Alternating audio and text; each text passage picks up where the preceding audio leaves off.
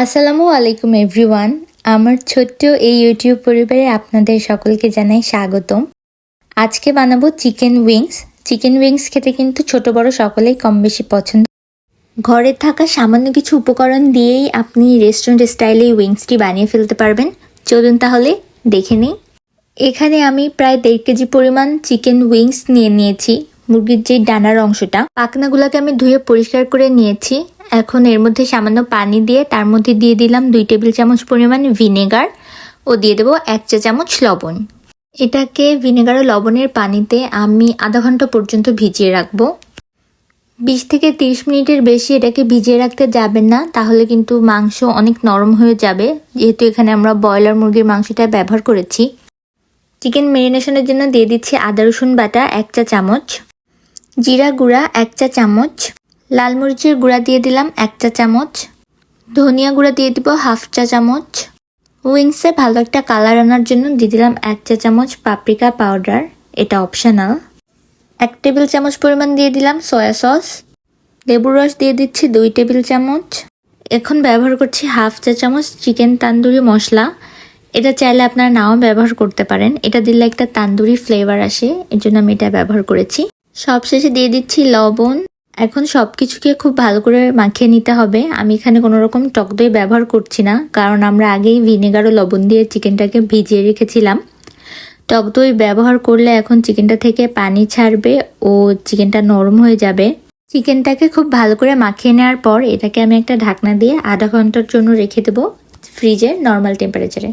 আধা ঘন্টা পরে চিকেনটাকে বের করে নিয়েছি। দেখতেই পাচ্ছেন চিকেনটা থেকে কতটা পানি ছেড়েছে। চিকেনগুলোকে খুব ভালো করে আরেকবার নাড়াচাড়া করে আমি ফ্রাই করতে চলে গিয়েছি। এখানে আমি এয়ার ফ্রায়ার ব্যবহার করেছি।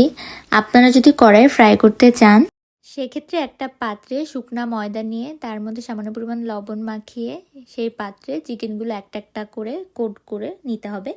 খুব পাতলা করে কোট করতে হবে, কারণ উইংসে কিন্তু খুব বেশি কোটিং থাকে না। এরপর ডুবো তেলে এগুলাকে ফ্রাই করতে হবে। উইংসটা ভেজে নেওয়া হয়ে গেলে এটাকে রেস্টুরেন্ট স্টাইল ফ্লেভার দেওয়ার পালা। এটার জন্য আমি কড়াইয়ের মধ্যে 2 কিউব পরিমাণ বাটার নিয়েছি। আপনারা চাইলে সয়াবিন তেল বা অন্য কোনো তেল ব্যবহার করে নিতে পারেন।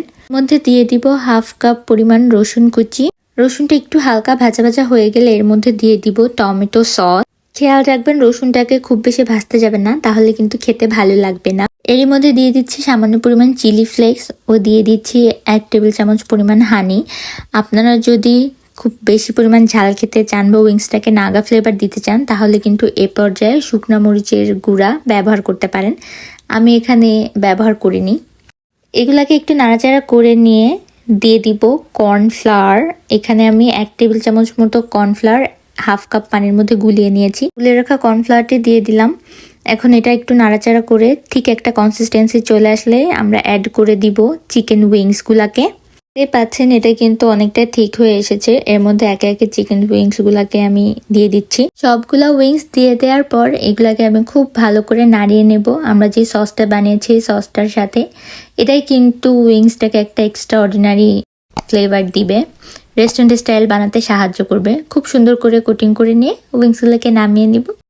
এই তো খুব সহজে ও ঝটপট উপায় হয়ে গেল চিকেন উইংস। বাসায় অবশ্যই ট্রাই করবেন এবং কমেন্ট সেকশনে জানাবেন কেমন লাগলো।